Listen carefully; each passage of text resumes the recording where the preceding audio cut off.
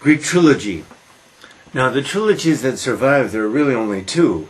One is a genuine trilogy, that is the Oresteia of Aeschylus. The other is a kind of makeshift trilogy, and that is, they consist of three plays by Sophocles, which were produced 35 years apart. Now, this is a good topic, though, because one should remember that when the writers of tragedies submitted their plays for the judges to judge in the contest, the dramatic contests, twice a year in Athens, but the more serious one was a great Dionysia. Okay, when authors submitted plays, they submitted 4 plays, a trilogy and a satire or satyr play, comedy. Except for the Oresteia, the plays that have come down, and there aren't many, there are the 19 by Euripides, the 7 by Aeschylus, and the 7 by Sophocles. Not many. But the point is that except for the Oresteia by Aeschylus, the other plays we have are individual plays taken out of their original context, which was in a trilogy. Now, as time went by, the trilogy became less and less important. And Euripides, toward the end, probably didn't care much about the coherence of the threesome. He was basically writing 3 individual plays. But Sophocles, earlier Sophocles, certainly the plays belonged in some greater context, the trilogy context. Okay. In the case of Sophocles, we have Oedipus the King, which was produced in about 430.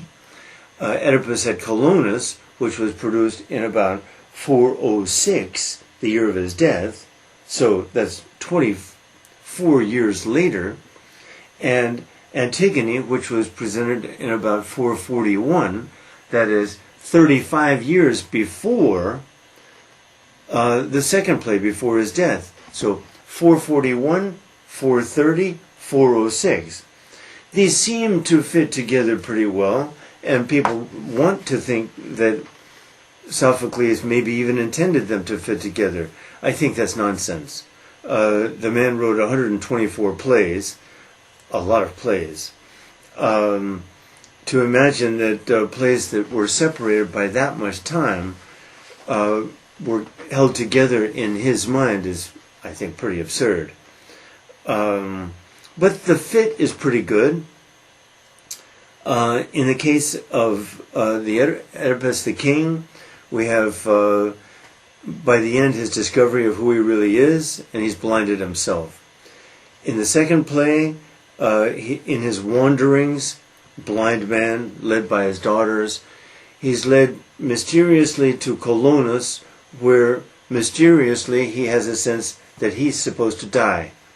And he does apparently die, though we never see him die. We see him walk into the woods, the sacred grove, accompanied finally only by Theseus. Then in the third play, we have Antigone, which really is not the tragedy of Antigone, it's the tragedy of Creon. So the 3 fit together pretty well. But again, scattered by 35 years. In the case of Oresteia, wonderful early trilogy, brilliant, very difficult poetry, great ideas, blah, blah, blah.